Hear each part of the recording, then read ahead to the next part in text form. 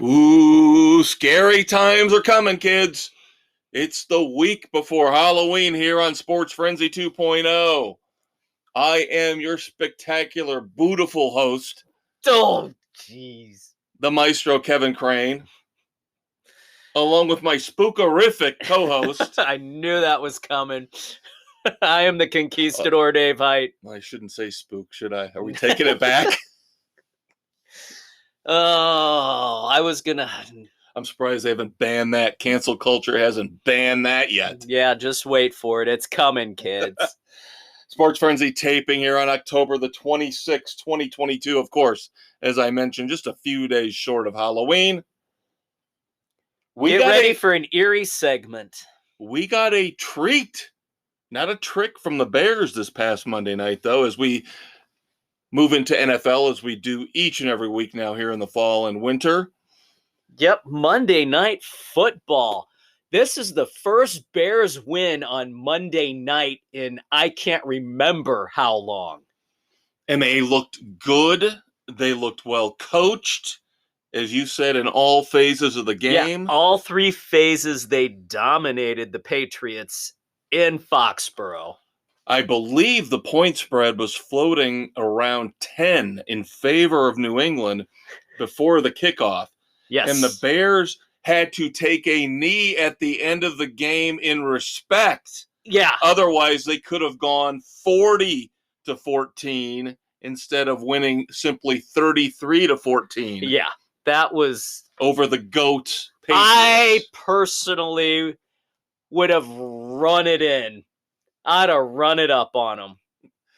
There's not that animosity there, though, between the Bears and the Patriots. That's once every 4 years type of deal. Yeah, but still, come on. You've got your guys Eberflus has history with Belichick. Whatever. It's a cop-out.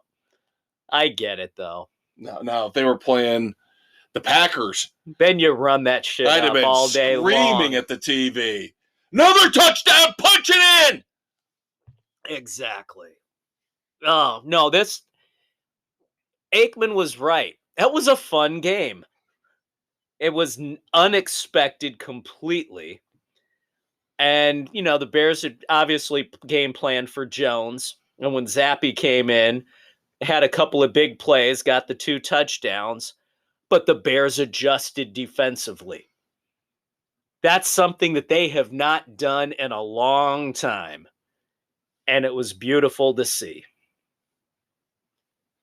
Yeah, of course, New England side, you've got that quarterback controversy now. They have already come out. Belichick has said Mac Jones. Yeah, considering that coming out of halftime, that Belichick said that they would both be playing in the second half, and you never saw Jones on the field in the second half. So he kind of put his foot in his mouth there, and this has got to be a make-good move right here. Well, Mac Jones hasn't been that bad where you can bail on him halfway through his second season. It's the what have you done for me complex that is now the NFL. And the sad thing is, after last year, everybody said, well, he is the best of that quarterback class of 2021. And now that quarterback class of 2021 looks awful. Yeah, it's not looking too good, is Justin Fields might actually be the best of the bunch, and that's not saying much. No, because he's had his fair share of struggles. He still will not throw the ball away and takes the extra hits he shouldn't, risks the turnover.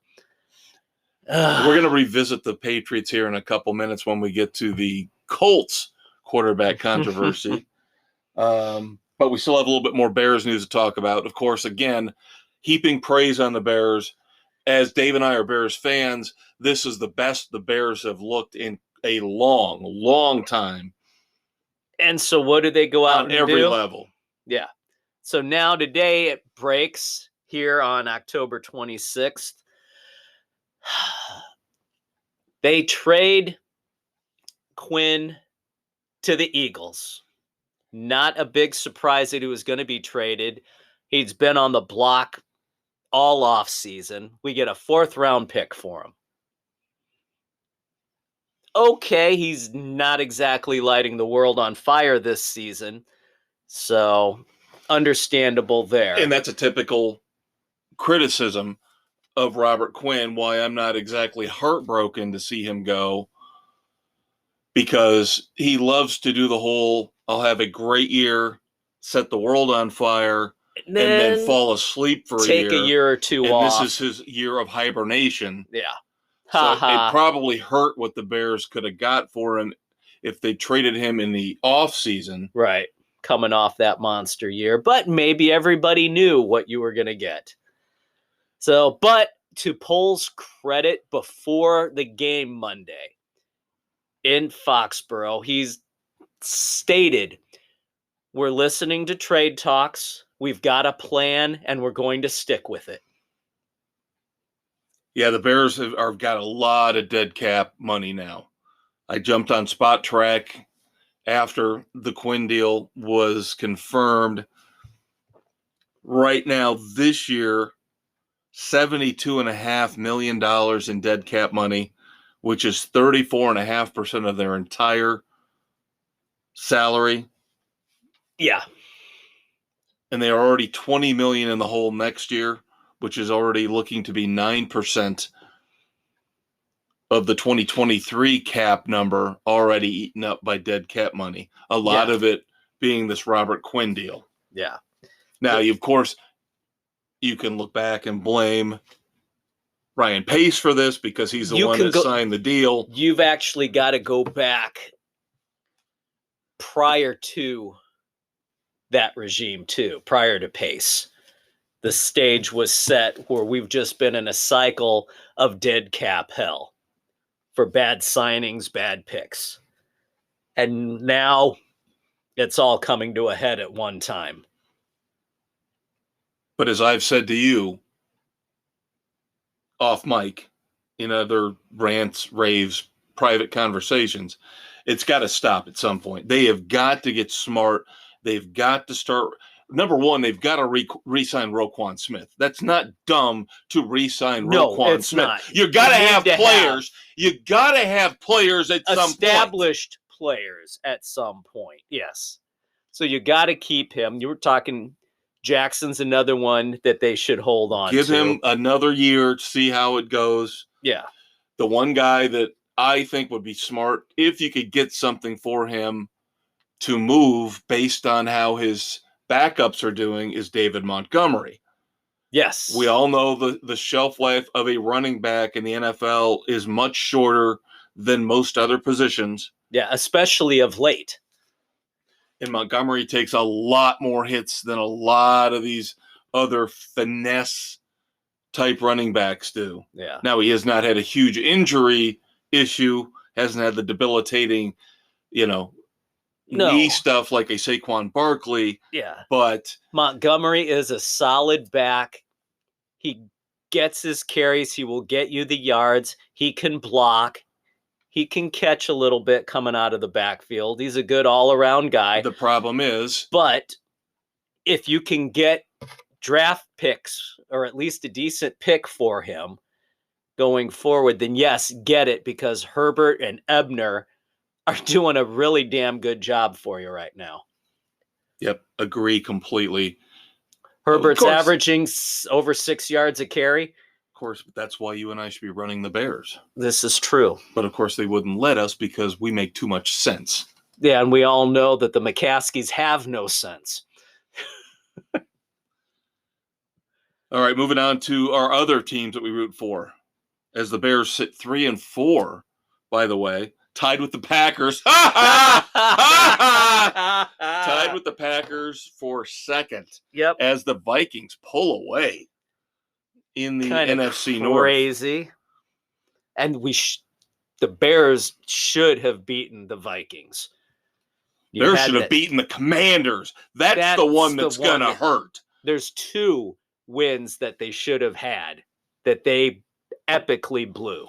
There's no excuse for that Commanders loss. No excuse. Thanks, Bayless.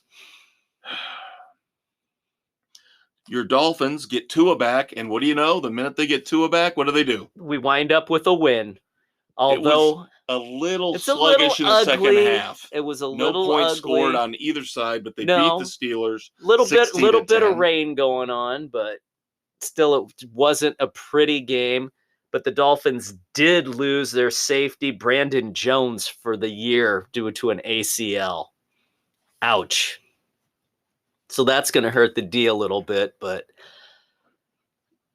pleasantly happy they got the win. I'll take it. I give Tua a lot of credit, man. He ran a couple times, put his head down, and fearless. Yep.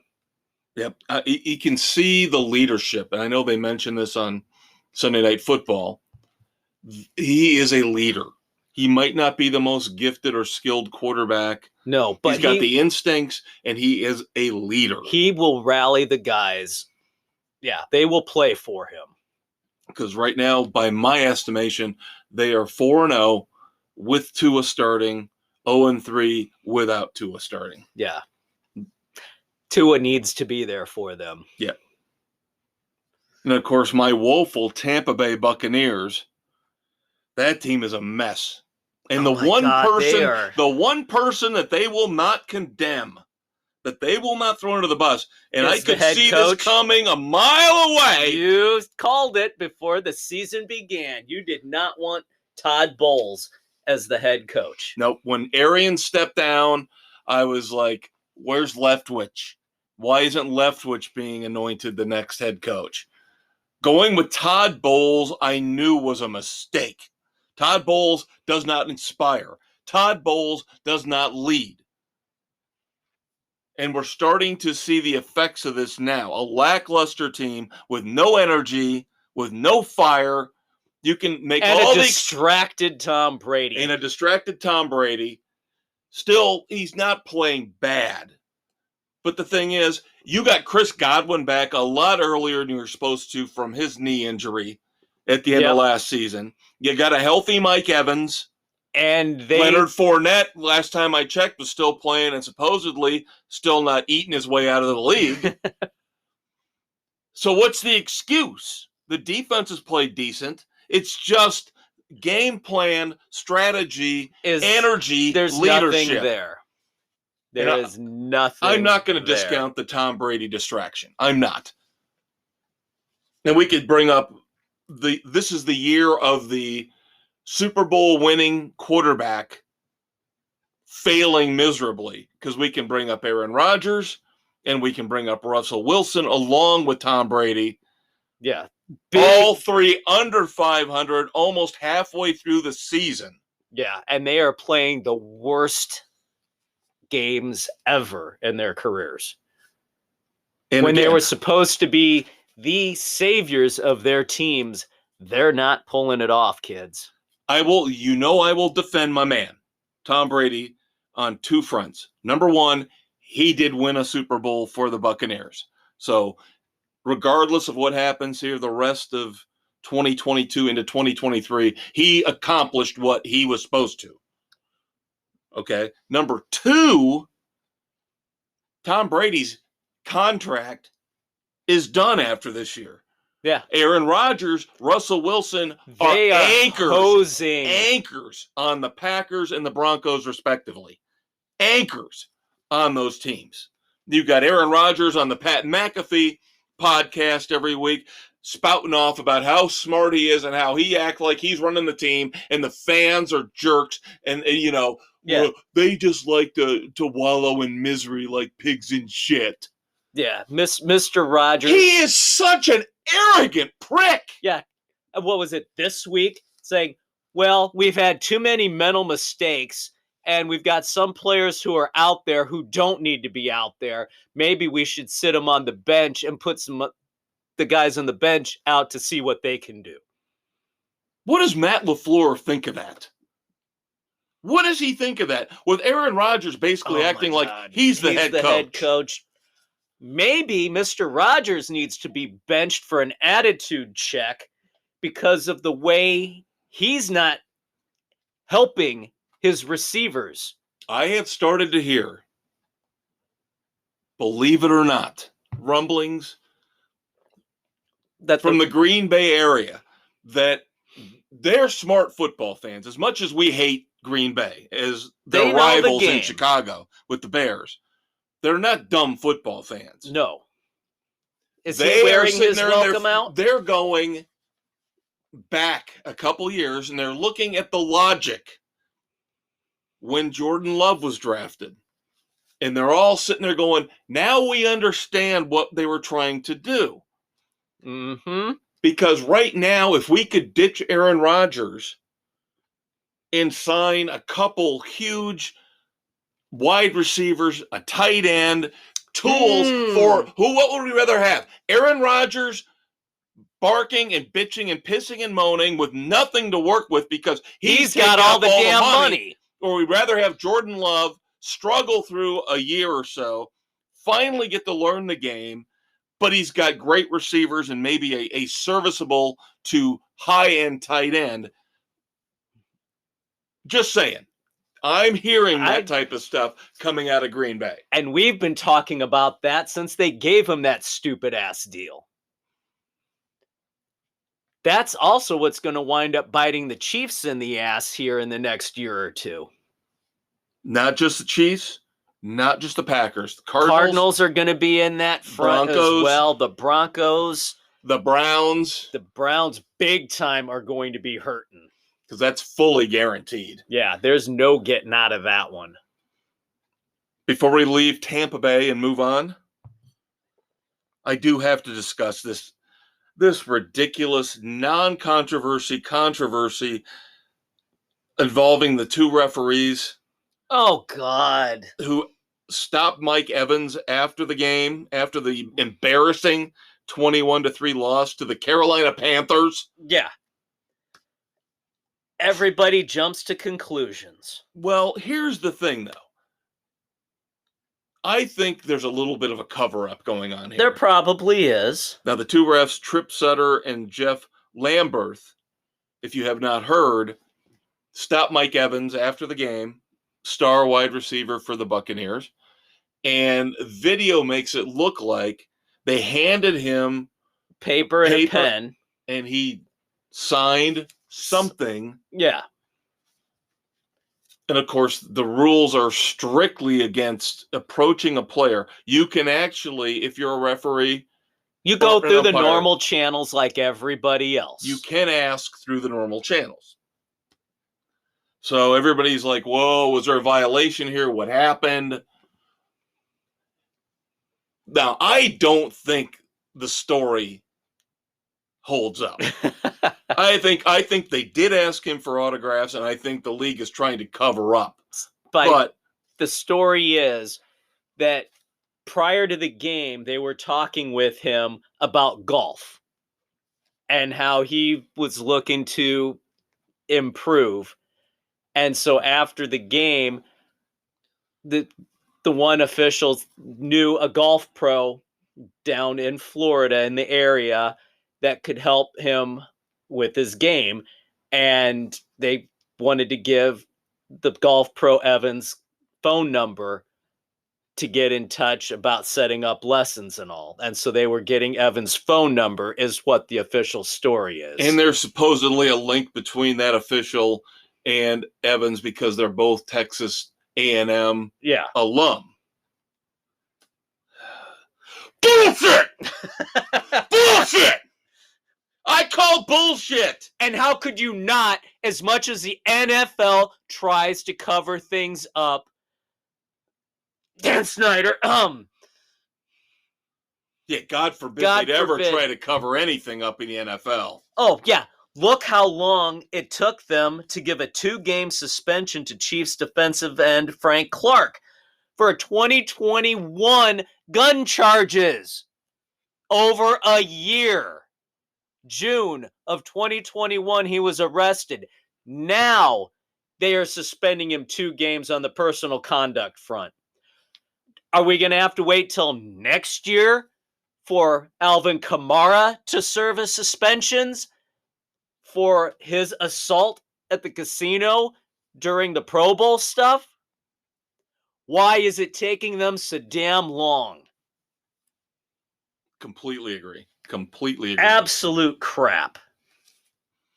So, Yeah, the NFL covers the hell up of everything. It's sad. Big injury this week for the New York Jets.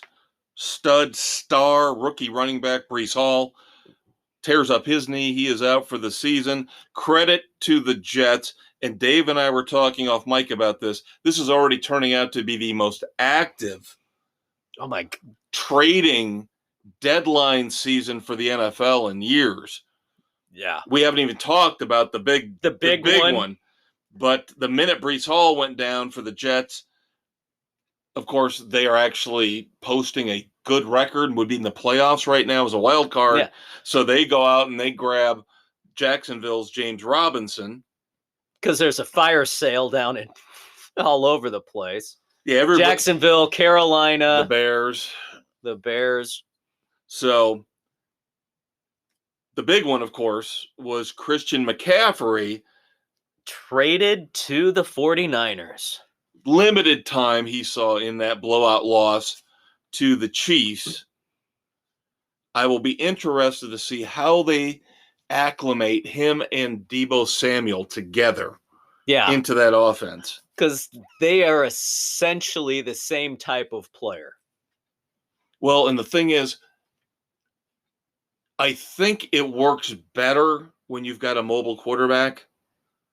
The fact that Jimmy G is a statue back there, how much motion and how much can you do in terms of handing the ball off to a receiver on reverse or playing a lot of dinking and dunking out to the side with McCaffrey when your quarterback is a sitting duck and doesn't move around nearly as much as he needs to or should in order to pull off some of those kind of motion plays. Yeah, he has to be mobile to sell some of the stuff that would make that offense electric between Samuel and McCaffrey. Prediction from the maestro. I called it with Frank Reich. We'll get to him in a second. I'm calling it with Kyle Shanahan right now. If this mess they've got now, they've lost 2 in a row. Now they've brought in the big gun with Christian McCaffrey. There are no more excuses. None. It's amazing to me how this team, you want to talk about a team that there's no way in hell, in my mind, the math says they're under the cap now. No, they can't even be close. If this fails this year and they don't sniff the Super Bowl, Kyle Shanahan is on the hot seat next year, potentially fired in 2023. Yeah, they've given him He has not everything. won a Super Bowl. He's been to one, has not won one. That's my prediction. Now, of course, I would not be surprised because his teams underperform. Finally, before we move on to looking at real quick last week's game, there will be spillage. There will be spillover. Deal with it. There is every week. Because basically this is all news. We haven't even hit the recaps yet. Yeah. Luckily, the college football stuff in segment 2 will go quickly. So. Yes, there's not a whole lot there. But with the Colts, the Indianapolis Colts, shocking news. Benching 3-1. Not a disaster. No. Benching Matt Ryan. In 7 games, he's had 12 turnovers. Has not looked good. Looked uncomfortable. Looked very uncomfortable. Looks very uncomfortable. Has nothing on his throws. It looks like everything is caught up to him at once. And I won't argue with you on that. I will not. But here's the thing. Number one, Jonathan Taylor missed a couple games. Yep. If you want to say Michael Pittman Jr. is a stud, high-level receiver, that's your call. I don't think that offense has a lot of weapons outside of Taylor. No. He's about the defense has suffered through injuries. I mean, let's face it, that offensive line has been a major disappointment. This seemed agreed completely with that. This seems like a desperation move from a coach that I said was going to be in desperation mode this year. Yeah, and now I gave him the benefit of the doubt. I thought the pressure would make Frank Reich rise and get the Colts up there with the Chiefs and the Bills this year. Yeah, not even close.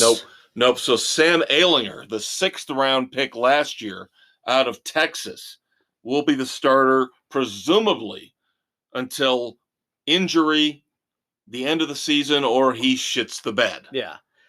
I've heard a report that this isn't necessarily Reich trying to save his ass, that this has come down from above, like Ursi level command to sit Ryan for the rest of the year so he doesn't get injured, which would kick in some of the guaranteed money and some of the escalators, that this gives them a cap-friendly out to cut ties with him at the end of the season. And in the end, he only cost him a 3rd round pick. Yeah. So this wasn't like a major trade involving a multiple first round picks. No, this was just a 3rd round pick. But there's a lot of money on the table. And this could be a money-saving opportunity. Right. And again, I know the Colts are trying to get to the point where they can draft a young quarterback again, but you got to look at football karma here. The football gods are kind of laughing at the Colts right now and said, we gave you Peyton Manning. We gave you Andrew Luck.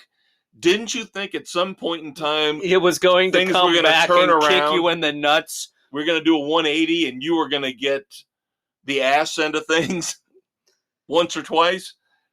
Yeah, but what the hell has McCaskey done to keep the Bears in perpetual hell?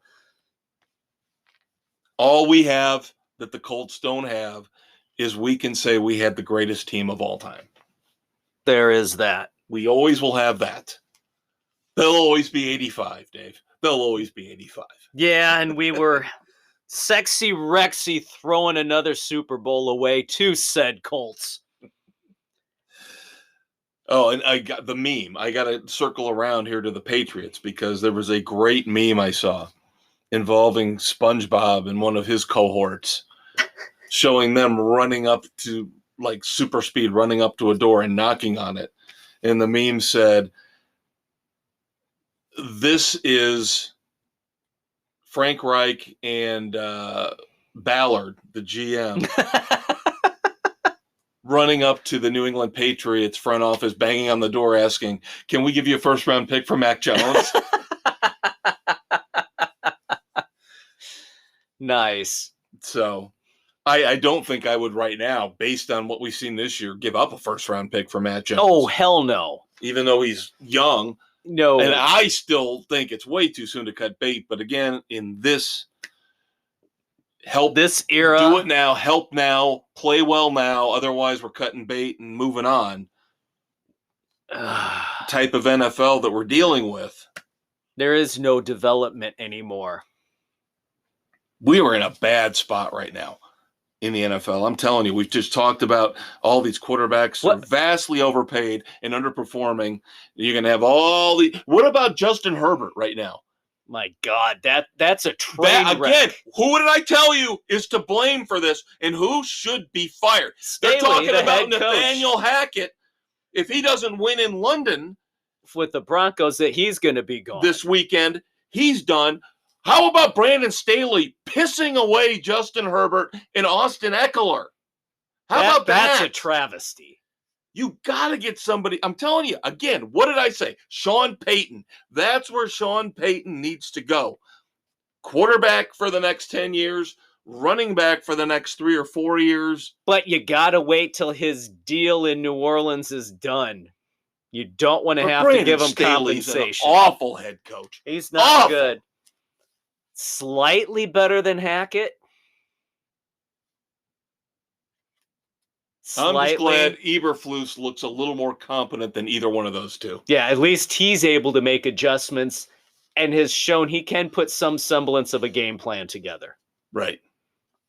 All right, that's going to wrap up segment 1, kids. We talked about spillover, so first thing we do after this quick promo in segment 2, Dave comes back tells you all the places you can find us. That's right. And then we talk about, real quick, last week's games and this week's picks. We'll be right back. Are you having trouble falling asleep behind the wheel of your expensive SUV? Are you finding difficulty in avoiding golf clubs thrown at you by your angry wife as you pull out of the driveway? Sign up today for the Tiger Woods Driving School, sponsored by Sports Frenzy 2.0.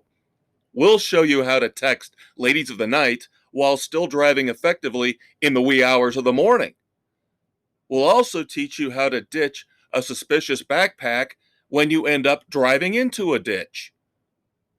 Check out Sports Frenzy 2.0 on Spotify, Google, Radio Public, Pocket Cast, wherever you listen to your favorite podcasts, for updates on our latest classes, including how to curse and swear in front of uptight golf fans and their children and still be adored by millions.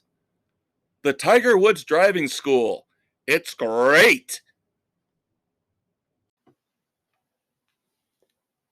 NFL spillage on Sports Frenzy 2.0 here, recording October 26, 2022, dropping October 27th, as always, on a Thursday. I'm the Conquistador, Dave Height. I'm the Maestro, Kevin Crane. And now we are going to give our recap on Spotify, Anchor, Google, Radio Public, Pocket Cast, Amazon, Audible, Apple, Overcast, Castbox, and Stitcher! Wrapping up the NFL. Week 7. Going to give you a quick recap of some of those games that we've been talking about here in segment 1.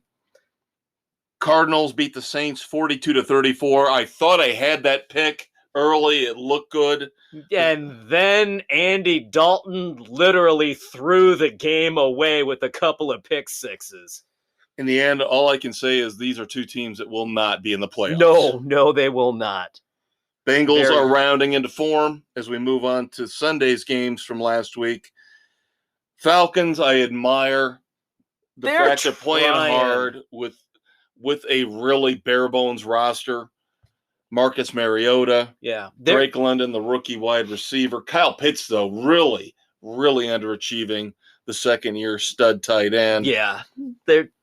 But it's Mariota throwing to him, so what do you expect? Arthur Smith is doing a pretty decent job of coaching this mess. Yeah, they're competitive. They've pretty much been in every game. This one was kind of a blowout. I mean, it's the Bengals. You were expecting Burrows to have this kind of game. Yeah, they're rounding into form. They've woken up. Burrow missed time in the preseason after the appendectomy. He's starting to look awesome. Thank you, fantasy gods. Thank you. Thank you. Of course, we talked about the Colts and the misery they're going through right now. The Titans look like they're going to walk right easily into clinching the AFC South here, probably by week 11 or 12. Yeah, by default, because they're not looking that great. No, Ryan Tannehill is going to get lucky and hang on to his job, because we all know that if he had shit the bed, Malik Willis was waiting in the wings. Yeah. The Giants, I don't know how they're doing it. Again, ball control. I love Brian Daboll as a head coach. I think he is the real deal. Ball control with Barkley. Do you believe in Daniel Jones? Hell no. Do you believe it? They don't have any receivers? No. The defense, Wink Martindale might be the difference here. Coming over from the Ravens, constantly blitzing defense is what he's running. Yeah. He just sends everybody every down. You see the improved Giants defense and the worsening of the Ravens defense. Yep. Jaguars, I don't know what to make of them. They look good. Trevor Lawrence is very efficient, but doesn't make any kind of spectacular plays. I think the trade, sending James Robinson to the Jets and saying, okay, Travis Etienne is our running back. He is our back. I think that was a smart move. This whole two running back committee was thing, a joke. It doesn't work most of the time. I'm sorry, it just doesn't. It hurt Jacksonville. Right now, I think Etienne knows he's going to get 25, 30 touches a game. I think they're better off. They're better off for sure. You mentioned the Ravens again. Blew another double-digit lead. I heard the other night they are on pace to set a record for the most blown double-digit leads. Not losing the games, technically, but coming close to losing them. As they beat the Browns 23-20. But again, they can't hold on to a lead. No, they completely fold at the end of the game. The Jets at the Broncos. Look away, people. Look away. Another awful, terrible Broncos game. Their defense is good, but their offense is just freaking pathetic. Now, of course, this is one where Russell Wilson did not play, so it was Brett Rippon. But it was the same result. They can't do anything. Field goals. The Jets go into Mile High, win 16-9. Not impressed with either team, but that seems to be the case if the Broncos have been involved at any point this year so far. Yeah. The Seahawks.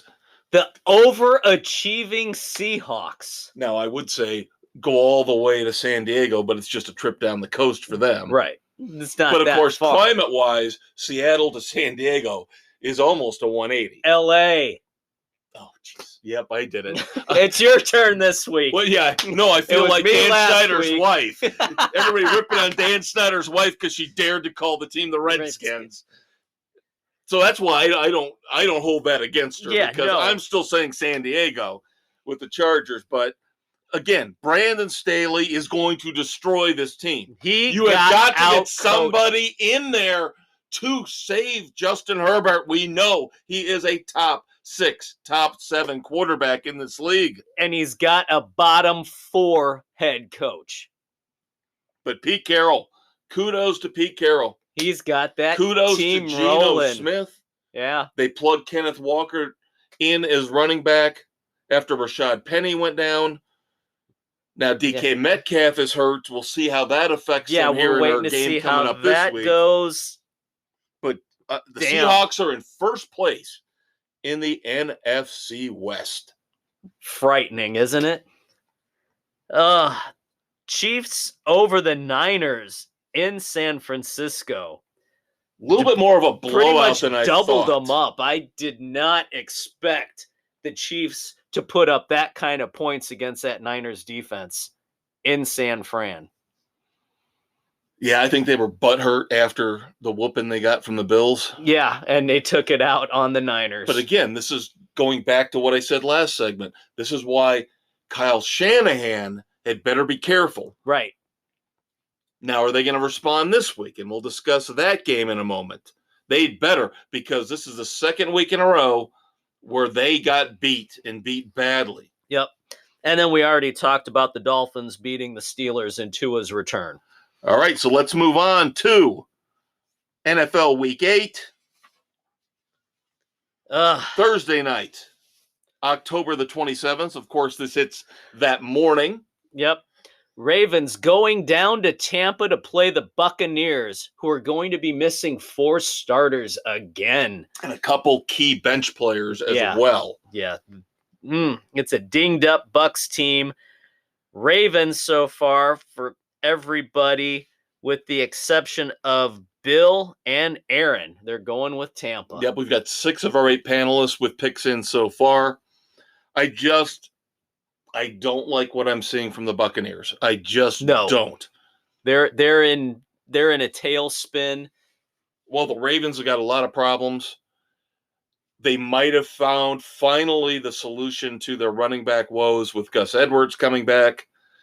Although now 1 week removed from coming off a long layoff after a knee injury, short week, I'm hearing they might give him a break. We'll have to wait and see. But he tore it up last week against Cleveland. Something J.K. Dobbins. Fuck you, fantasy football gods. There you go. All right. Let's fly across the pond for some Sunday morning football. I want some bangers and mash. Just because it's always sounded dirty to me. Banger in the mash. It feels like something you should be able to walk up to a prostitute and say, "How much for a bangers and mash?" Wasn't that 300? I could get 200 around the next corner. Wasn't Come that on. wasn't that a 70s porno? Yeah, I think it was like a couple of detectives called Bangers and Mash who would always somehow find a way To banger mash. Yeah. All right, it's the Broncos and the Jaguars. Now, of course, I complained about this last week. This game is only available on ESPN Plus, which is bullshit. Horse crap. So frustrating for all NFL fans. Yes, I would love to have another 9:30 in the morning game, but I am not giving the rat any more money. Now, of course, the Jaguars get a London game every year, so this is like a de facto home game for them. Yeah. I'm a little concerned. I had a hard time with this one, though. The Jaguars should win this. Again, we talked about the positives of now ETN being the lead stud running back. The Broncos can't score to save their lives. Trevor Lawrence isn't making a lot of mistakes. He's not making the splashy plays. But I just got a bad feeling now with the Nathaniel Hackett rumored ultimatum. I don't think that's going to change the way he coaches at all. He should have Russell known. Wilson will play in this game after taking last week off, as we mentioned. I'm just worried. The only one that is actually buying in, though, is Sam. Yep, he's taking the Broncos. The Jaguars are just right now a better, more talented team than the Better Broncos. coached. Well, of course, you got a Super Bowl coach there with Doug Peterson. Yeah. I was very shocked by this. Cardinals at the Vikings. Nope, you forgot the Panthers and the Falcons first. We can come back to that. All right. Cards Vikings. I thought somebody would kind of buy into believing in the Cardinals after last week. And I again, looking at the other side, are we really buying into the Vikings as some kind of juggernaut? No, but the Vikings play well at home. They like and the Kirk home Cousins cooking. is not playing in prime time. That's right. Where I think this will be the fourth time I said it, shit the bed. Yeah. Yeah, this has the earmarkings for the Vikings to take advantage of the Cardinals. And they're coming off a bye week. Yeah. Now, of course, Cardinals have had a mini bye since they played Thursday night. But still, again, home game for the Vikings. Ugly game, too, that the Cardinals scampered through. They got lucky because Andy Dalton, again, Daltoned himself. Yeah. So, yeah, Vikings across the board for all of us. Yeah, I guess we'll go back and talk about the Panthers at the Falcons. Ugh. Don't want to, but we have to. The smart pick from the elder statesmen of the Sports Frenzy panel, including the elder statesmen, are taking the Falcons. Yep, we always look at the 8 panelists who are arranged in our pick sheet in order from seniority level. Yep. So we always look at the first 4 as Dave said, the elder statesmen. And then the second 4 are like the young pups. Yeah. The young guns.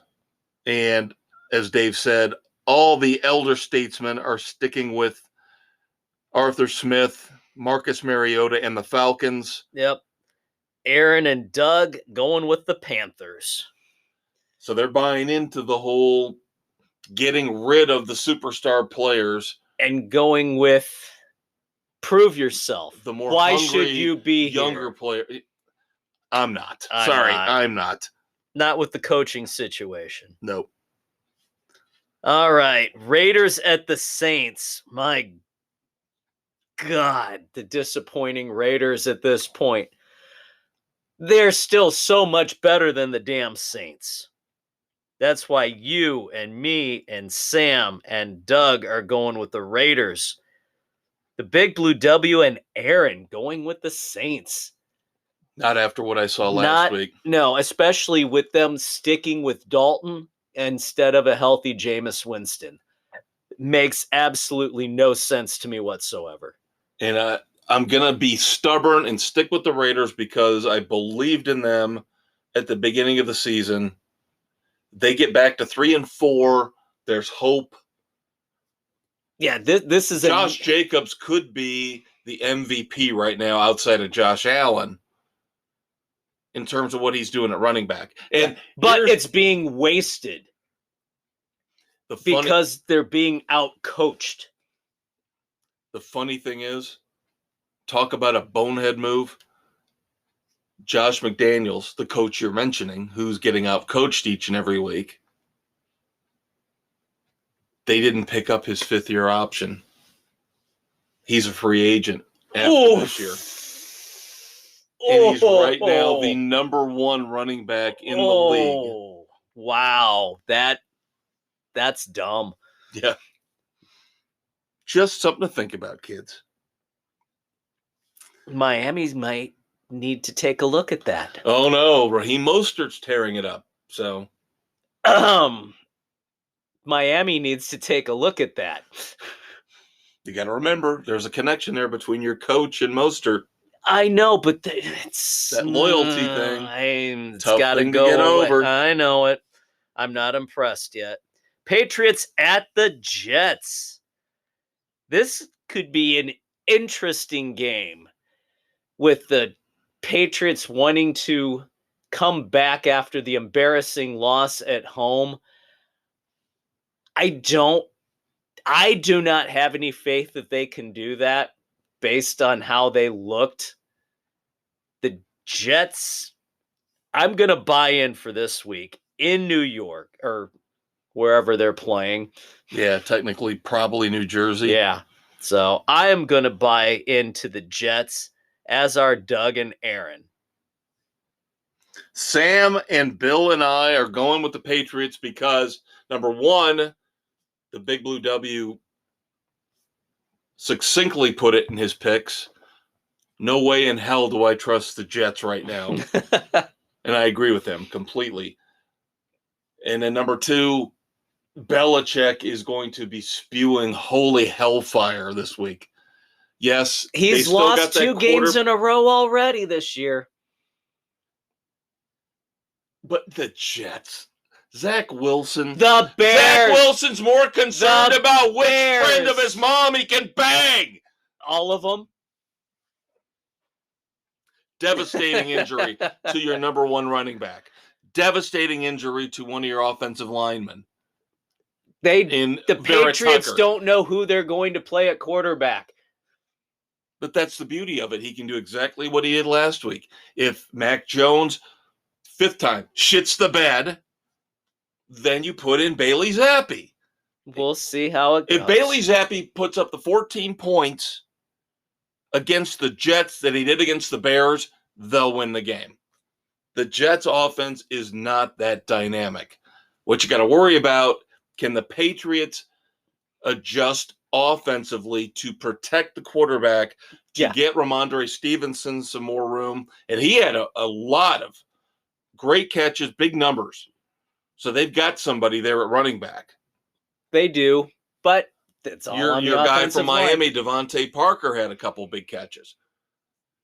They've got to protect the quarterback. If they can do that against that Jets defense, which I think they will, they're probably going to be down an offensive lineman because of that big hit Pennell put on him, the blind side. They got him ejected. Yeah, that was a wicked hit. Don't want to spend a lot of time on this. I put the picks together at about 5 o'clock Sunday when the Texans were actually playing the Raiders tough in the first half. So I threw them on the slate, the Titans at the Texans, interdivisional game. Yeah. And it's only a 2-point spread.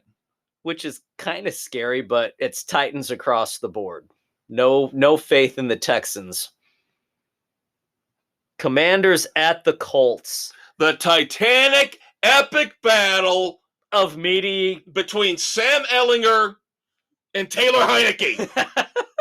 God. That's your NFL for you, kids. This is ugly. Carson Wentz out with a broken finger. Yeah. We're split. I don't believe Sam Ehlinger is going to be coming in, even at home, even with Jonathan Taylor.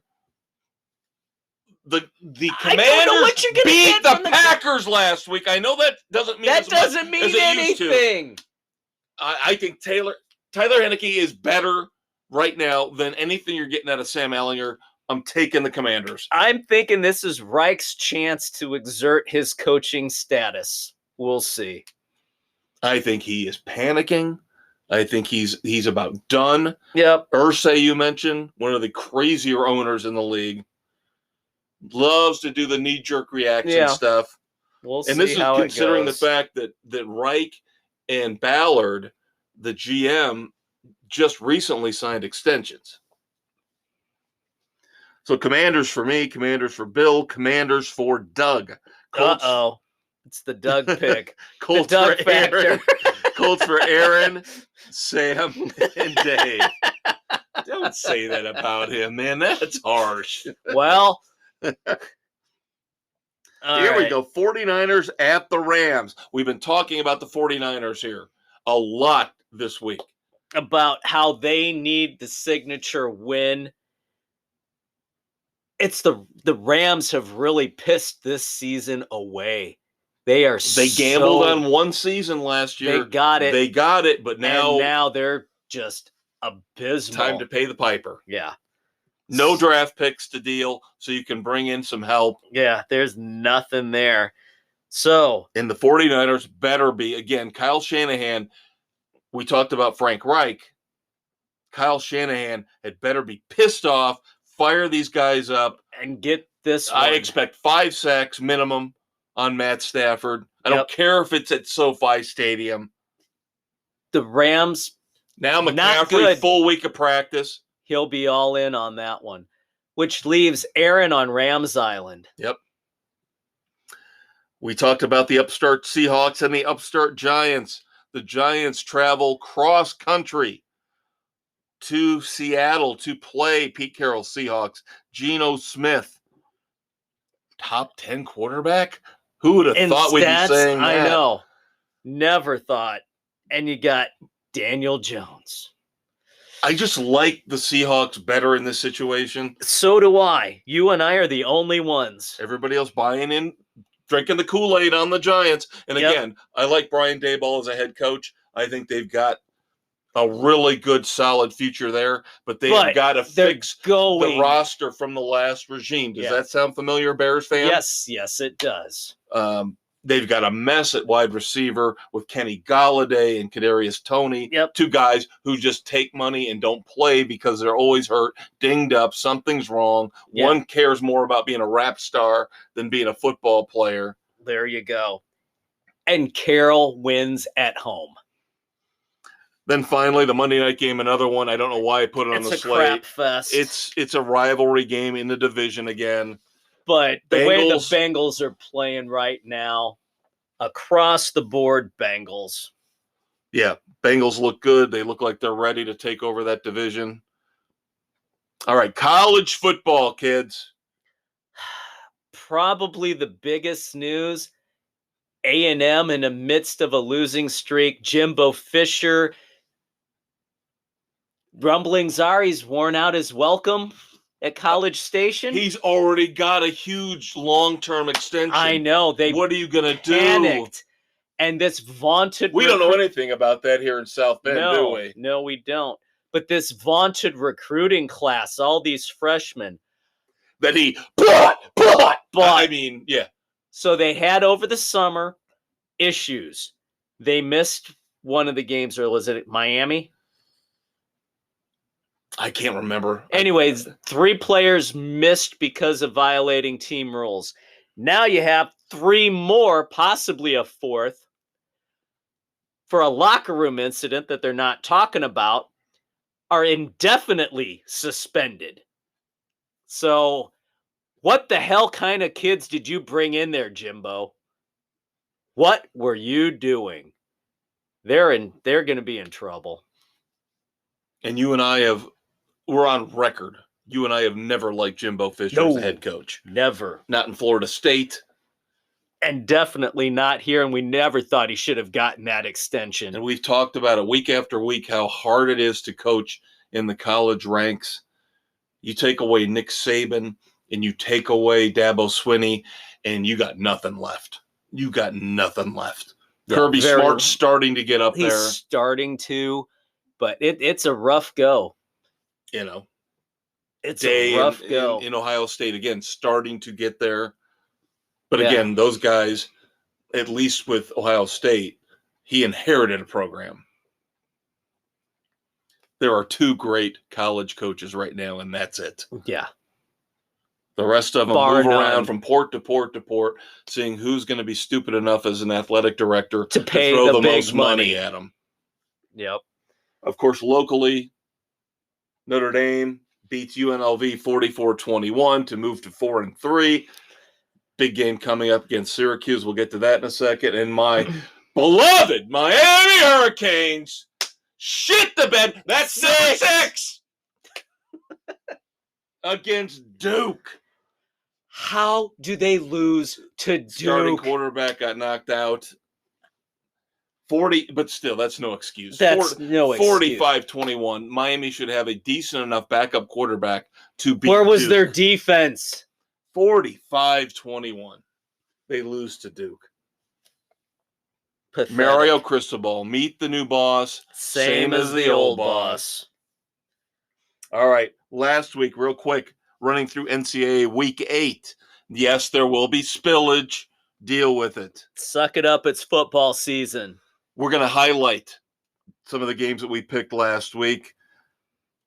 Texas going in, number 20, to play number 11, Oklahoma State. The 40, 50-year-old man came through like I told you he would. He had his bow out the week before. Yeah, you're right. You're right. He's good for shitting the bed 7 times. Once it was during Sark's turn. Yeah. Yeah, I don't know what Sark's doing with Texas. Some weeks they look good, some weeks they don't. And then he doesn't even bother to go out for Eyes on Texas after the game. Yep. They had to apologize for that. So the mullet wins. Good for him. You and I. On Tiger Island, we said Kelly at home. We got over our animosity about Brian Kelly. Yep, we knew this had the earmarkings. We said that Kiffin was going to Kiffin himself. And Kiffin sure does enough, it. Gundy does it. Leach does it. You can depend on it like the sun rising in the east. Yep. At least once, if not twice, during a college football season, their teams will 8 times shit the bed when they aren't supposed to. Number 7, Mississippi loses at LSU 45-20. Ouch. There were a couple smart people on that panel here that picked that. Yes, we were. Now, of course, I went on UCLA Island. Yeah, and that really bit you in the ass. 45-30. Number 10, Oregon at home beat number 9, UCLA. So much for the goddamn brilliant experts on CBS Sports Network. Randy Cross, Rick Neuheisel, call a couple of them out by name. All 4 of them said UCLA would win this game. And I was on the fence, and I said, I'm going to go with the genius experts on CBS Sports Network. Why? You never listen to the Talking Heads. Oh, well, wait, we are now the Talking Heads. Every once in a while, Burning Down the House. I like that a little bit. That's a good song. But no, they were just overwhelmingly in favor of UCLA. I figured maybe this was the next step for Chip Kelly. Yeah, sure. Shocking result. Not in the top 25, but BYU getting destroyed by Liberty. Absolutely pummeled. And that could impact our picks here coming up in the next segment. Yep, Liberty puts up 41 on BYU, holding them to 14. Ouch. And, of course, everybody but Jen and Bill, they went Liberty. Well, yes, Liberty. And then finally, Number 8, TCU, as we predicted, takes care of number 17, Kansas State. Of course, these rankings are last week. Yeah, these were last week. So, moving on. This week's, and there will be spillage. You know what? Let's cut this short and move right on. We'll catch this week's college picks right after this. Feeling mildly fatigued? Need a day off even if you just took one a few days ago? Make $30 million a year but just don't want to work for it? You need to join the NBA Load Management Club right now. When they're not napping or texting, guest lecturers Anthony Davis and Kyrie Irving will describe foolproof ways to earn tens of thousands of dollars by not doing anything. Sports Frenzy 2.0, available on Spotify, Google, Radio Public, Pocket Casts, and wherever you listen to your favorite podcasts, is currently negotiating with LeBron James to bring his popular How to Make the Hall of Fame Without Really Trying webinar live and in person to the Load Management Club. Thanks again to Sports Frenzy 2.0 and all you apathetic fans out there for making us a success. Segment 3 here, Sports Frenzy 2.0, October the 26th, 2022. This will hit the morning of the 27th. I am the maestro, Kevin Crane. I'm the conquistador, Dave Height. College spillover. That's right. It looks like we're going to have 4 segments this week, kids, so deal with it. And we're looking at double digits for the shit the bed counter. That one doesn't count, though. NCAA Week 9, starting Thursday the 27th. Going with some of the smaller schools. We like to spread out among all the conference. That's one on that counter. It took us long enough to get one. Hope you kids at home are playing a drinking game. A shot if you hear shit the bed. Drink the whole bottle if you hear that's what she said. Thursday the 27th, Louisiana, formerly Louisiana Lafayette, as I always like to refer to them as, playing at Southern Miss. This was one of those real tough ones to pick. Well, of course, because all the games have to be within 10 points in the point spread. Yeah, but I mean, this was really a tough one. With interesting. I looked at it this way. Louisiana has a lot more, to me, bigger bowl history than Southern Miss does. Plus, Southern Miss got destroyed by Miami this year. What does that tell you about that? It was early on when Miami was actually playing well. I take Louisiana. So does Bill. So does Jen. So does Aaron. Split 4-4. Yep. I'm going with Southern Miss at home, and some of their similar teams that they've played, Southern Miss has fared a little better. Well, Sam is with you. So is Nick, and so is Doug. The Doug factor.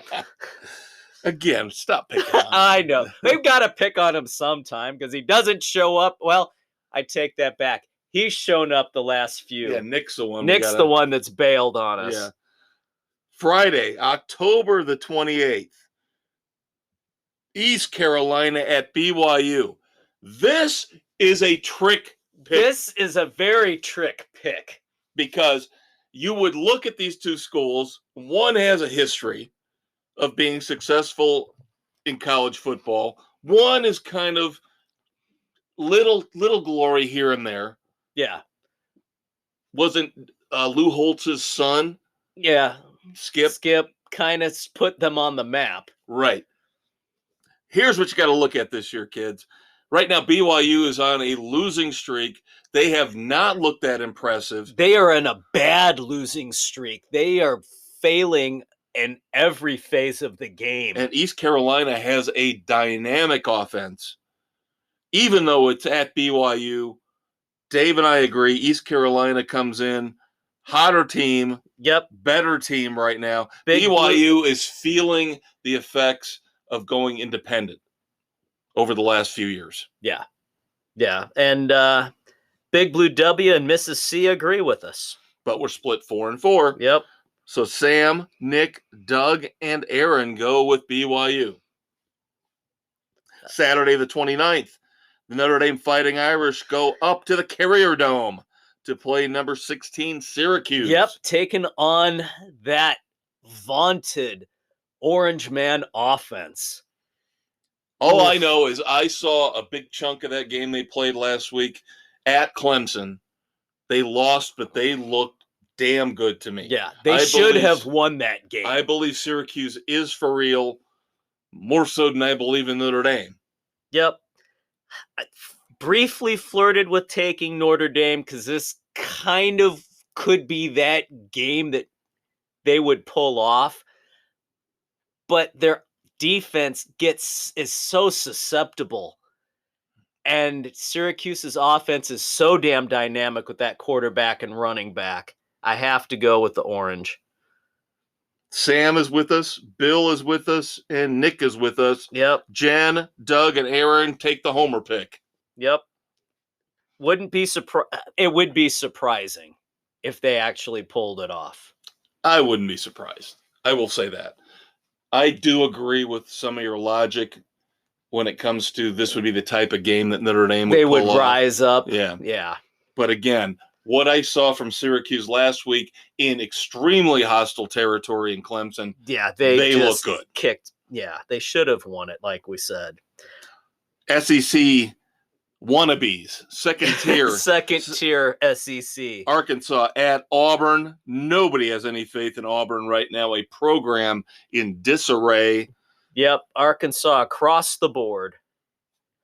Oklahoma at Iowa State. Fuck Iowa State. Yes, I said it. Screw them. They screwed me on a couple of picks already this year.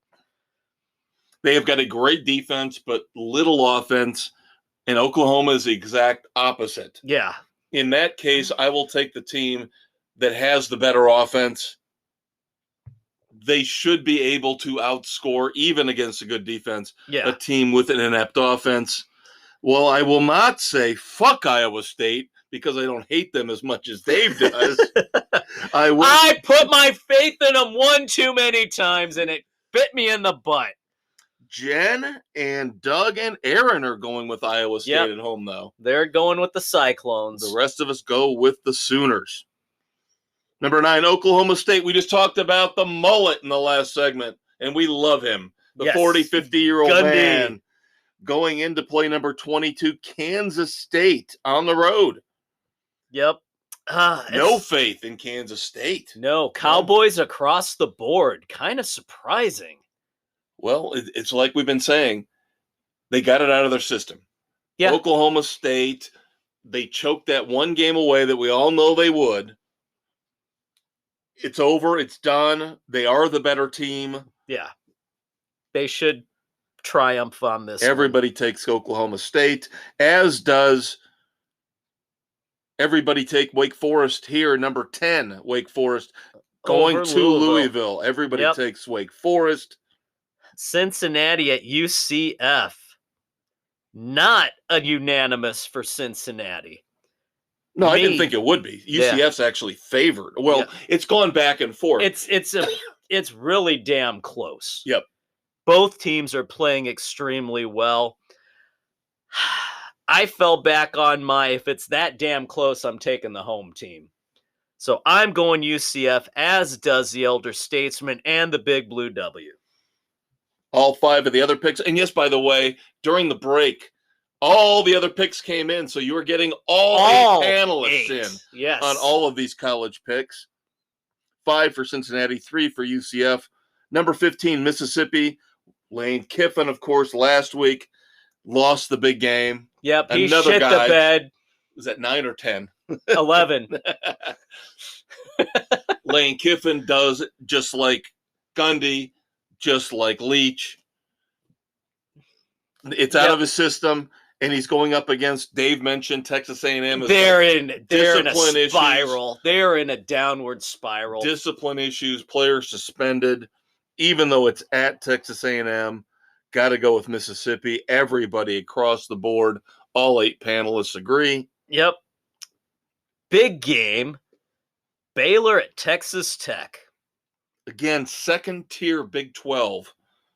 Both of these teams have really good dynamic offenses, but as programs, they right now can't seem to put it all together to ascend to that level of Oklahoma State. Yeah, they can't shore up that defense in any way, shape, or form. That being said, we have got 5 picks for Baylor, including you. Yep, I'm going with them, as is Jen, Nick, Doug, and Aaron.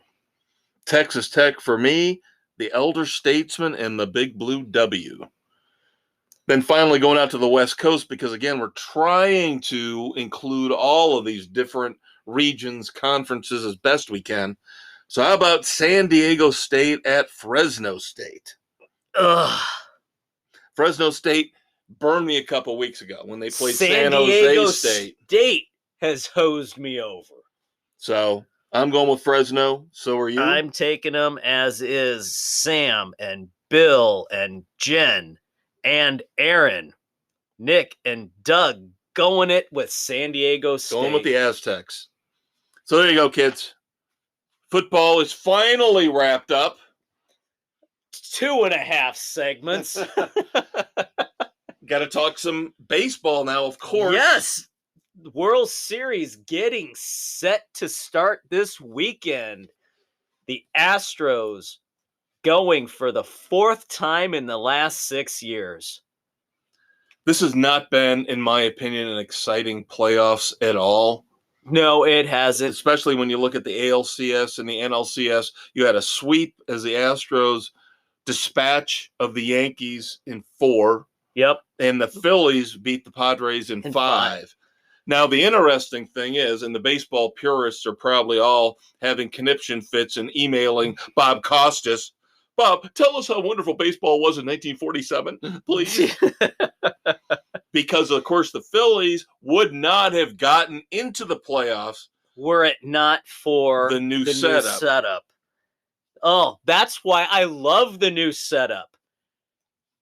Get into the playoffs and anything can happen. And the Phillies have looked damn good once they got in. And you can't disparage the roster. This isn't like a fluke, like a Tampa Bay Rays type of team, a low budget, low payroll team. Where everything just kind of came together. And they have a great manager. You got a manager who came in mid-season after Joe Girardi was fired, but you've got a high payroll team with Kyle Schwarber, second in Major League Baseball in home runs. Yep, Bryce Harper, former MVP. You've got 2 good starting pitchers at the top of the rotation in Aaron Nola, Zach Wheeler. Now, the bullpen is suspect, and that could ultimately be their Achilles heel. And that's what the Astros hitters feast on, are weak bullpens. Yeah, and that Astros team has not lost yet in the postseason. Dusty is looking like he's finally. Maybe. Unless he accidentally himself. He chokes on that toothpick in game 2 or something like that. Dusty's finally going to get his World Series. There's a solid chance of that. Yep, that team is. That is a juggernaut and ready to rock and roll. That's a juggernaut of an offense. Yep. So they can hit, single somebody to death, or they can pound the shit out of somebody. Yeah. Have we mentioned that Jose Altuve, arguably their best player, has not hit for crap in the postseason? Yeah. He's the guy that usually is a table setter, usually the guy that gets on base, winning steals despite bases. His struggles. Right. If he happens to get hot now, watch out. Yep. So I just feel like an idiot because I did not give them any credit going into the season. I was all on the Blue Jays. Again, another high-priced roster, but the Astros have got this down to a science now where they let guys go like George Springer, like Garrett Cole, like Carlos Correa, and they just fill in the gaps with the young players. They have their minor league system set from single A all the way to the majors. They have the pipeline, just like St. Louis. They do everything the same way. throughout the entire system, so there's no shock or surprises.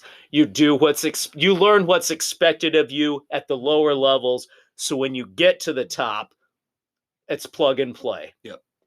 And remember, they were criticized, what was it, about 7-8 years ago for tanking? They were longer than that. They were just losing and losing and losing. That set this whole run up. Yep. And you sit there and you go, okay, Verlander's going to be done here, if not in a year, maybe 2.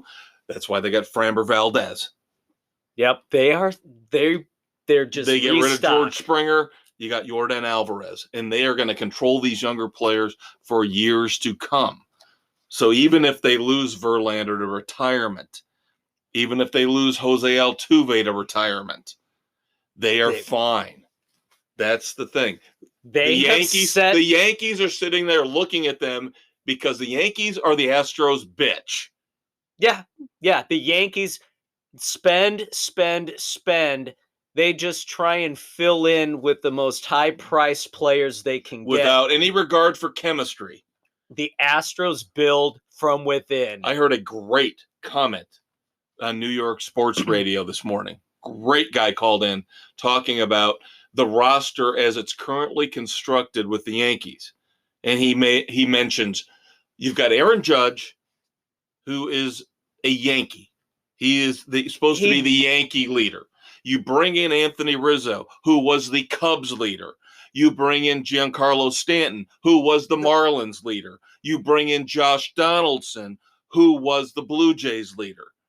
You got a whole bunch of alpha dogs. Somebody's got to lead, somebody's got to follow.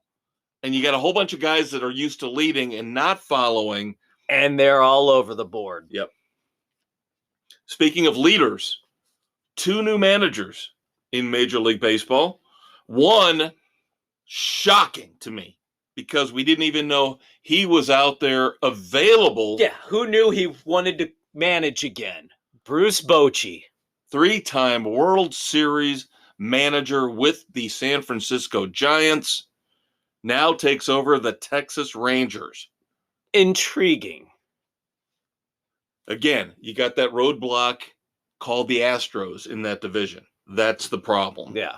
You can beat up all you want on the Oakland A's. You can beat up all you want on the Angels. But it comes down to, can you take out the Astros? Yep. And now, of course, the low-budget Marlins go with St. Louis bench coach Skip Schumacher. Who knows? He could end up being the next great savant in terms of head coaching, in terms of managing. We'll wait and see. Coming out of St. Louis again, they're an organization that does it from the bottom to the top, the consistency. And if you want to compare the Marlins organization, despite the fact that Derek Jeter obviously bailed on him because he was frustrated with the fact that they didn't want to spend money, compare them to the joke that is the Pittsburgh Pirates. Or the Cincinnati Reds. Or the Kansas City Royals now, as they've bailed on their entire front office. The Marlins, they tried Don Mattingly. I give him credit for that. Don Mattingly, I'm hearing rumors that they might go back to him in New York if they decide to get rid of Aaron Boone. Interesting thought there. I mean, there are intriguing stories coming out of New York when it comes to the Yankees. It's a love-hate relationship. Everybody wants George back instead of Hal in terms of ownership. Yeah, well, that ain't going to happen, kids. Hal is a namby-pamby. He's going to stick with the status quo. But here's what I heard today. Unless the vitriol from the fans is so intense that I am forced to make a move. That is got to be the most wishy-washy, pansy, candy-ass owner response I've ever heard. Grow a pair, channel your dad, and do what needs to be done for the team. And the interesting part of that was that on a Philadelphia talk show, a little bit after that came out, they interviewed the owner of the Phillies. and asked, would you really listen to the fans when it comes to major decisions like a GM or a manager? And he said, let me tell you, we put a poll out years ago. 2 big free agents out there. Who do you want? Manny Machado or Bryce Harper? And the fans overwhelmingly came out with Bryce Harper, so we decided to give him the money. I let the fans dictate And that. how is that working out? Pretty damn good. Pretty damn good. And Fans Bryce Harper are not stupid. And let's give Bryce Harper some credit. He has shown up this year. He has rewritten the narrative. I know that's a cliche now. He's rewritten the narrative about himself. He is now a Hall of Famer. He is finally living up to all the hype from when he first came in. I will be interested to see if the Phillies, I don't want to disparage them for what they've done and what they've accomplished. But again, we talk about the juggernaut that is the Astros. Will they be able to win a game or two? If they win a game, at least they have kept the Astros from accomplishing something unimaginable. Sweeping throughout the entire playoffs. Nobody has done that. I have not verified that, but only 2 teams have run through with 1 loss. Okay. I have not verified that. The Yankees and the White Sox. But nobody has gone through the playoffs undefeated. Has run through undefeated. All right. So there's another thing. Not only getting Dusty his first, they could set a mark there too. There's a mark to run through undefeated. Wow. Okay. In the current the way they have it set up, everybody's lost twice except for the Sox and the Yankees. Interesting. Very interesting. So we will have, of course, a World Series update for you next week. We'll be well in, probably 3 or 4 games in by then when we tape next Wednesday. Moving out of NASCAR. Almost done with the season. Couple races left. Yep. The Homestead-Miami recap. Oof. Domination from Kyle Larson, maximum points, and none of us saw it coming. None of us. Not for this one. I can tell you why. Because when I look at the statistics for the drivers, for the tracks, for Homestead, they're skewed. They're skewed for Homestead because of all the years where it hosted the championship race. Yes, if you are one of the final 4, you know the policy is stay away. So those guys always finish in the top 5 or 6.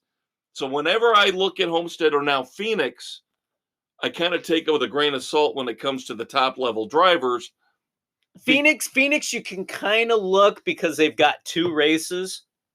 Right, and they have been a championship race a lot less than what Homestead was only the final race. Correct. Right. So now moving it back, it is definitely skewed. But that being said, of course, Kyle Larson, again, dominates. He wins. William Byron had the pole. He came through okay for me. He was my pick. That pit stop killed him. Yeah. They blew one of the last pit stops, and that hurt him bad. Yeah. I know. But it's better than the crappy picks I've had otherwise. That's true. In the chase. Here I thought, all right, Chastain finishes second. Didn't do jack shit in the first 2 stages. So Aaron, taking Truex Jr., finished great in the stages, even though a 6th place finish, picks 10 points up, extends his lead by 10 over me going in. And that's with what would Truex have done if Larson wouldn't have spun him out on pit road and cost him all those positions for him to still finish 6th in the closing laps. That was a hell of a run by Martin. I have to give credit to a lot of the drivers who are out of the playoffs. They are racing their asses off. And that's what you want to see. You want to see these guys still try to win each and every week. Yeah. And I don't This is the greatest chase season we've seen. Yeah. I don't want NASCAR to do what they normally do and say, stay away from the chase drivers, stay away from the playoff drivers. No, let everybody run for what they should can get. be able to win every goddamn race. And I love this, the way this is playing out. It's beautiful. Yep. So, of course, next week we will have an elimination. We will tell you who the final 4 drivers are for the championship race at Phoenix. Before we get to our picks for the Xfinity 500 at Martinsville, though, we got a couple little racing nuggets to discuss. Yep. Number 1, Formula One will be staying on ESPN and ABC through 2025. Very cool. And number 2, our man Smoke. Going drag racing. He is going to make his alcohol dragster debut at Vegas this coming weekend. Wait. He can't be drinking and driving. What Nah! are you talking about? Even though he's got his top fuel license, he knows, having gone through all the ranks, he said, going with the top alcohol will be an easier transition to learn than going full bore top of the line. He's going to ease himself into it because, as he said, oval racing, if you screw up in a corner, you can make it up on subsequent laps.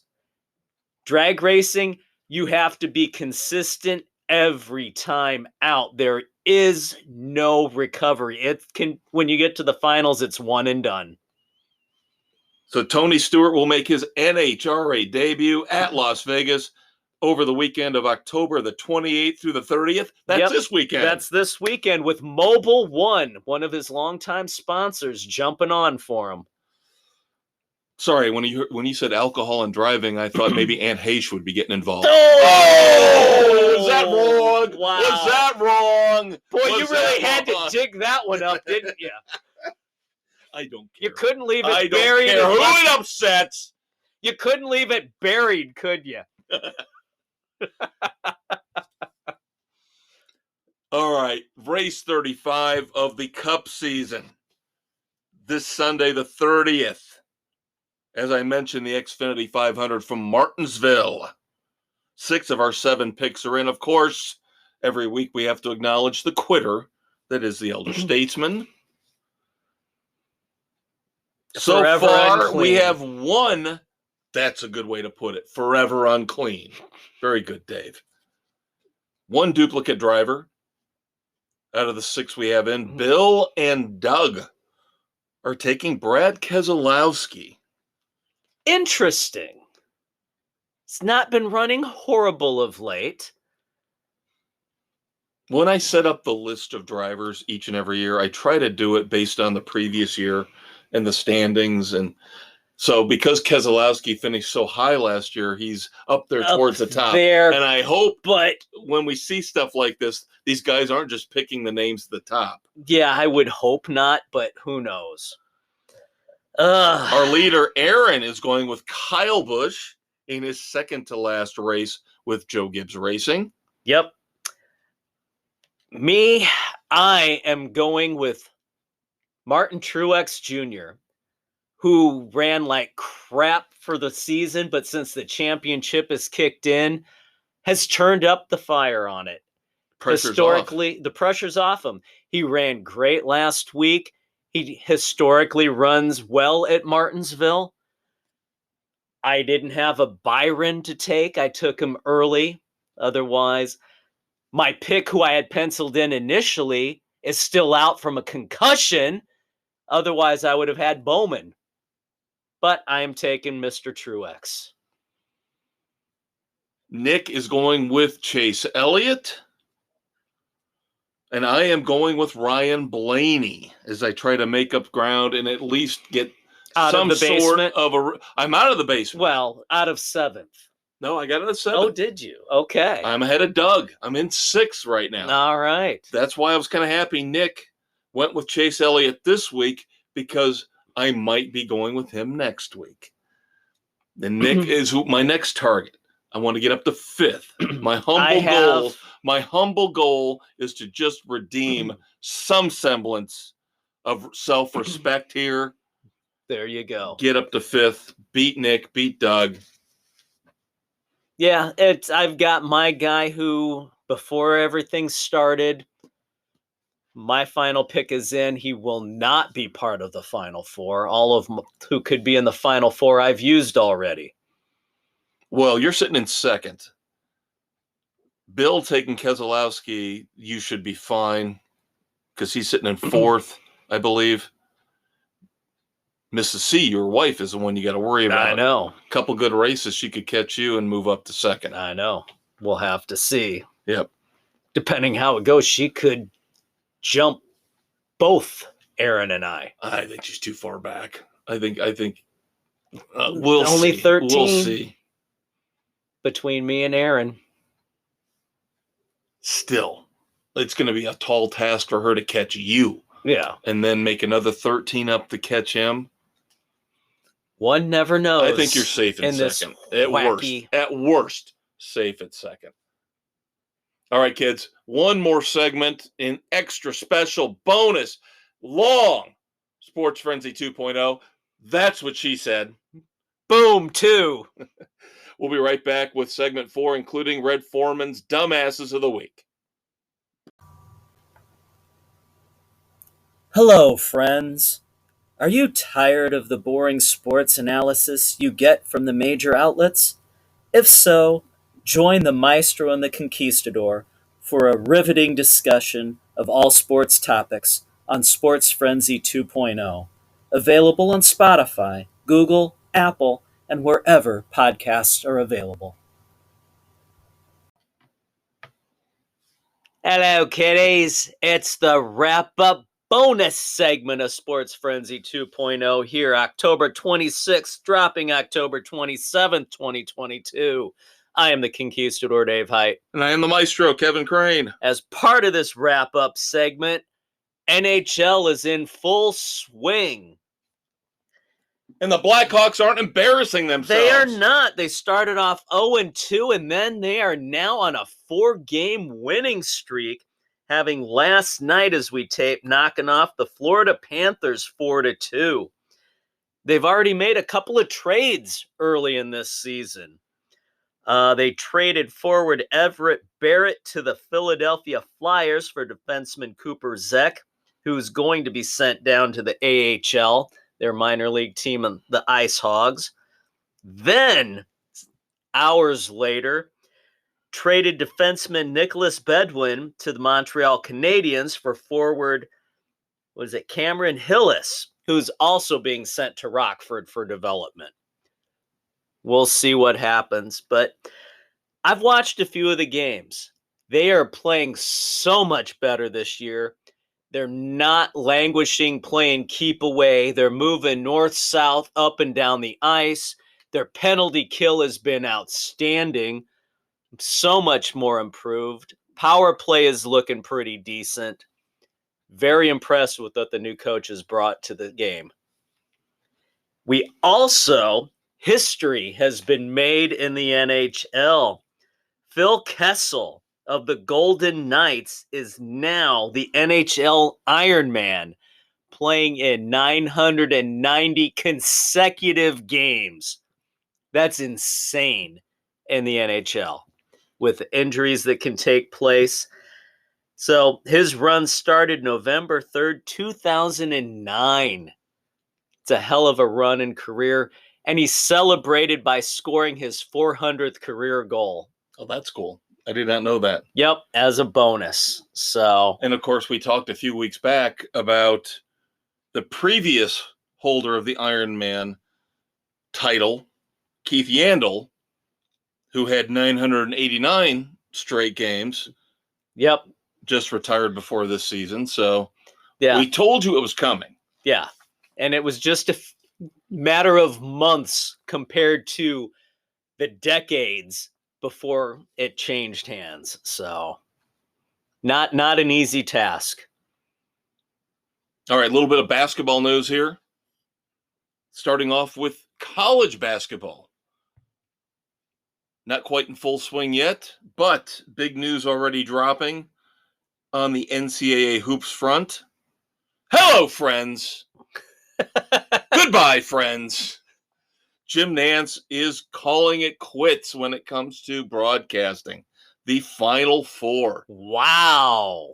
His last Final Four will be this upcoming 2023 tournament.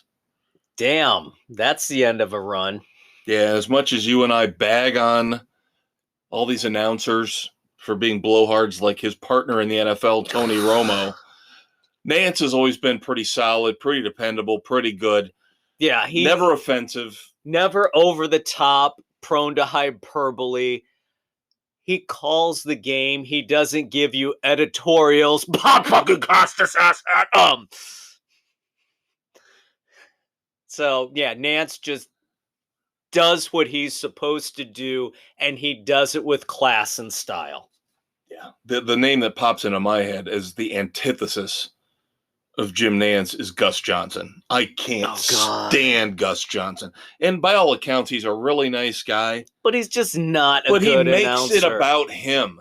He makes the whole thing about him. Jim Nantz has one catchphrase. Hello, friends. That's it. Gus Johnson, he's got to be screaming and yelling, oh my God, that was a 3-yard gain! I've never seen a 3-yard gain like that before in my life! Oh my God! Brought to you by Liberty Mutual. I can't stand announcers who try to make it about them. Or who are prone to hyperbole. Watching the Bears-Patriots game on Monday night lends more appreciation in my eyes to Troy Aikman and Joe Buck. Those guys are the best. They don't distract from the game. They drop some funny observations. At times, Troy Aikman like you said, he said, hey, this is actually an interesting, fun game. Yeah, they were expecting a blowout and the Bears to be nothing, and lo and behold, and then it looked like it could have been the Zappy coming out party with those 2 touchdowns. But then things changed and it became the Fields' second half. And then people say, well, are you really going to turn the game off because of the announcers? Yes. I will say in most cases, no, except Tony Romo, Gus Johnson. I at least turn the volume off. I will at least turn the volume off because I can't stand those two. I think if you put those two in a booth together, the world would implode. Yeah, our buddy Jamie always turns down the TV broadcast and syncs up the radio broadcast so he doesn't have to deal with the idiots and morons. So, any particular teams or just in general? Usually for the Bears. For the Bears. Okay. All right, moving on to the NBA. Big talk from Commissioner Adam Silver. I'll believe it when I see it, when I see penalties. But Adam Silver has come out and said the league is, quote unquote, monitoring tanking in the NBA. Yeah, right. Wasn't he also monitoring the players taking games off? That's the way you don't tank, is you tell the players, get out of there, get off your ass and go play. Get out there and play. That's how you control tanking. That's one way. And he's talking about this. Okay, it's a creative, crazy idea, but there's no way in hell you could pull it off to go with the soccer model and relegate teams to the G League and bring G League teams up to play in the NBA. There's no way in hell you could do it. It's intriguing. Yeah. It's a nice thought. Greg Popovich get his ass sent down to the G League. That would be fun. Since he was the one that probably started all this when he was talking about how, you're really stupid if you think we're going to win a lot of games this year. Well, then maybe you shouldn't be playing. Maybe you should be relegated down and let a team who's hungry come up. No, Greg Popovich should be running the free world because he and Steve Kerr are such geniuses when it comes to world politics and governments. What the hell's that got to do with coaching a team? Well, they're so smart, right? They can figure it out whenever they want. Next topic. Something I wanted to bring up last week, but I forgot to. We talked about a month or two ago about the flirtation that Live Golf had with Charles Barkley. Right.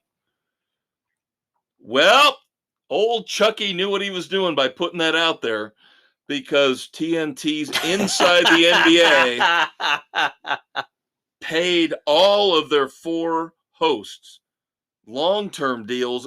Barkley's is rumored to be 10 years, somewhere in the range of $100 to $200 million. That is ridiculously stupid money to sit in the damn studio. I agree, but we saw this with football, just like we were talking about. Yeah. All the crazy All the money that damn went to Buck and stupid Aikman money. to move over to ESPN. I will say this. You and I do not watch the NBA. No.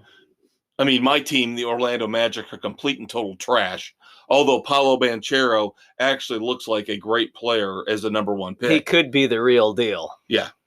Starts off with 4 straight 20-plus point games. But the Inside the NBA show is fun. With him and Shaq and Kenny Smith and Ernie Johnson. That's a fun crew. They're better than any of this blasphemy. You know, they're better than any of the NFL pregame and halftime shows. These guys don't take themselves seriously. And they actually have the balls to call people out. Yep. That's the thing. That's the thing I think most people like about them, is that they will say what needs to be said. Don't care what the critics think. Yep. Can you see Tony Dungy doing that? Oh, hell no. That Tony NBC Dungy's halftime, that whole piece of NBC garbage. Sunday night crew, with the exception of the 2 guys in the booth, Tirico and Collinsworth, are fine. But the rest of it, the pregame, the halftime, garbage. Garbage. Garbage. It's so milquetoast. Tennis. Tennis news. A drug cheat. We have a drug cheat in tennis. Do we now? World number 9 female tennis player, former world number 1 Simona Halep, 2-time Grand Slam champion, failed her U.S. Open drug test. Oh. She is indefinitely suspended, facing a possible 4-year ban. Wow. They don't mess could be around career in tennis. ending. They don't mess. You don't get a COVID vaccine, you can't play. God forbid, you get an illegal substance in your system. That could effectively end her career. Probably, if they wanted to, they'd put her in a cell with Brittany Griner in Russia. Oh, grind that one out, kids. One last thing, no moments of silence this week, so thank goodness again for that. Yep. When it happens, we're more than willing to acknowledge it, but if we don't have one, that means nobody died. Thank God. Revisiting our discussion about cheating in chess. The vibrating anal bead. No, you beat me to it, David! Hans Niemann, the one that was accused of having vibrating anal beads, has sued multiple parties, companies, other players over the accusations that he was cheating, which could have possibly included vibrating anal beads. And that'll do it. Now we That move is on. the biggest freaking joke. Oh my God. You didn't expect chess players to be so anal? Well, I knew they were anal. I just didn't think they were that retentive. You look at them, you can tell they got something up their ass. Normally it would just be a stick, but wow, I guess they went for the extra, the little extra jolt. Surprised more prisoners don't play chess.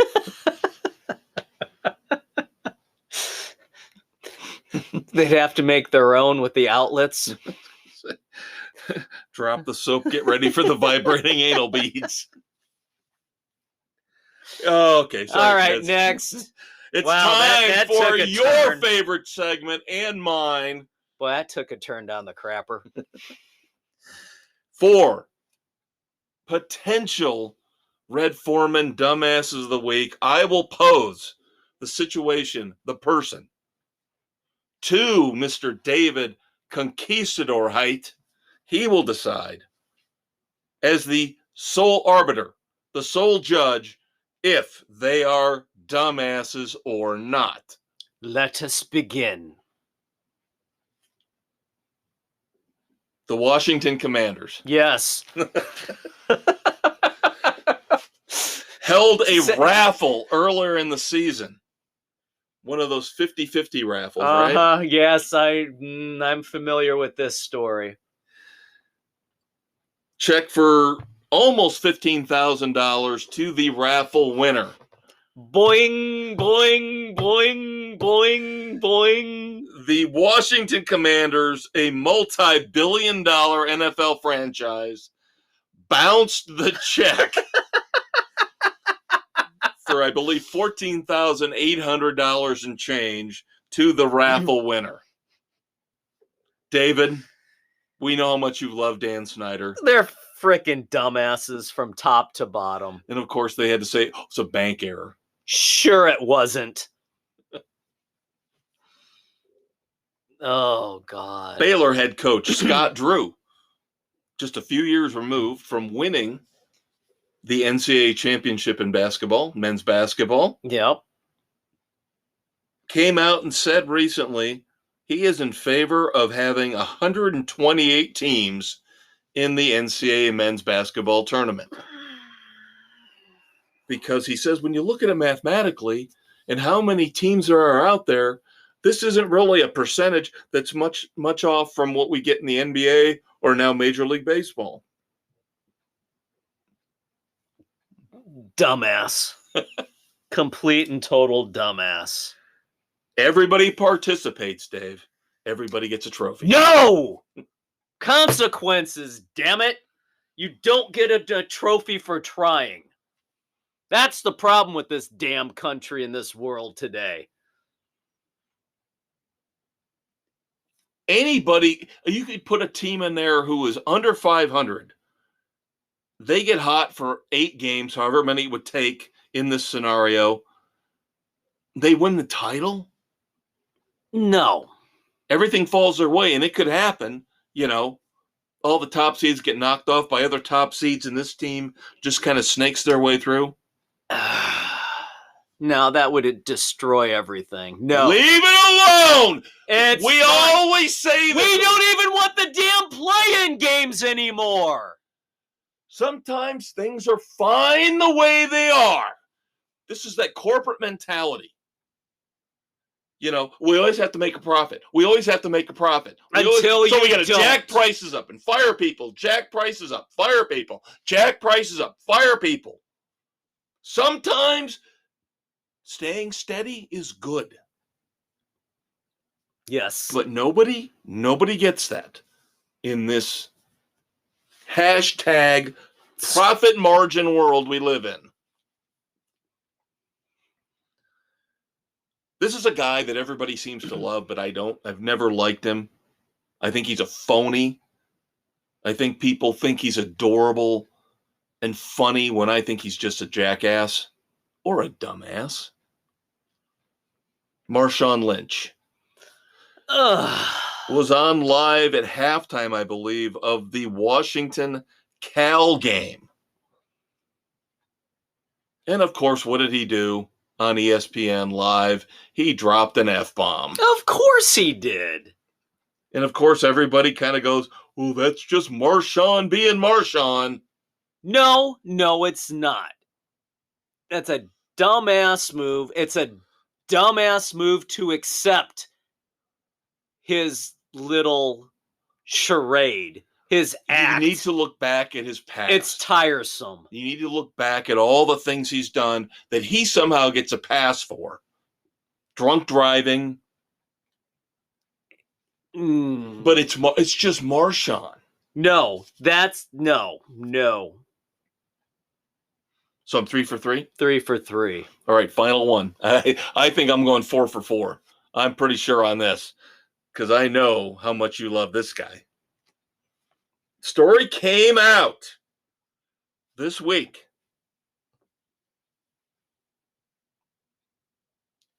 June the 11th. Traffic stop in the state of Ohio. How much meth or opioids were found? A certain newly acquired Browns quarterback was going 97 miles an hour in a 70-mile-an-hour zone right after being traded from the Houston Texans to the Cleveland Browns. Now, granted, somehow he only got away with a $185 fine. But your best friend and mine, Deshaun Watson, once again, fucking just dumbass. doesn't get it. Just doesn't get it. He is a clueless multiple piece lawsuits of human pending. refuse. Multiple lawsuits pending, hanging over his head. Yet he's still going almost 30 miles an hour over the speed limit in a 70 zone on the highway. Inexcusable. Well, I just got traded here from Texas. So freaking what? They still don't let you do that in Texas. Dumbass. Is there anybody outside of Cleveland, honestly, who is not hoping that this whole thing crashes and burns for Haslam and that entire organization? I know Cleveland fans who are so upset with that deal that they hope he flops. The one guy I hope that gets out of there okay is the head coach. Yeah.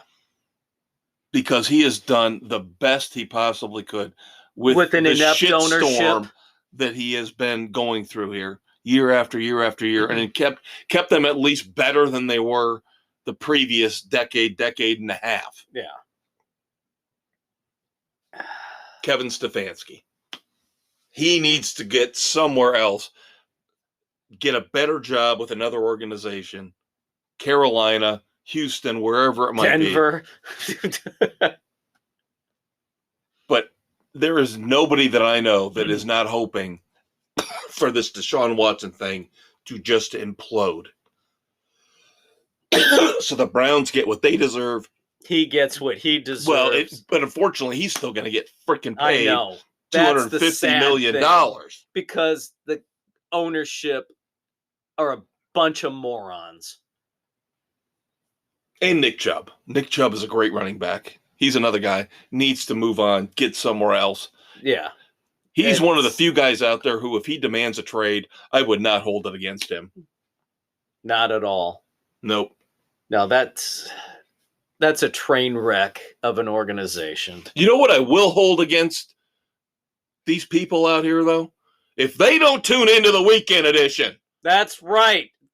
Concert review coming up. Judas Priest, Queensryche, brand new Skid Row album.